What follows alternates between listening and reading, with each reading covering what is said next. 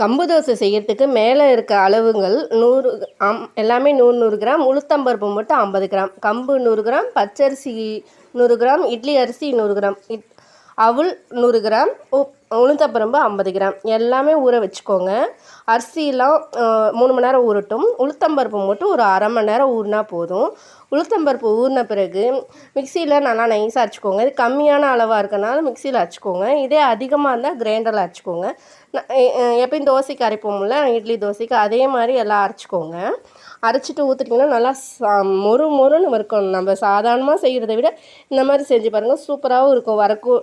வரக்கூடிய வெயிலுக்கெல்லாம் செஞ்சு சாப்பிட்டிங்கன்னா நல்லா இதமாகவும் இருக்கும், நல்லா குளிர்ச்சியாகவும் இருக்கும்.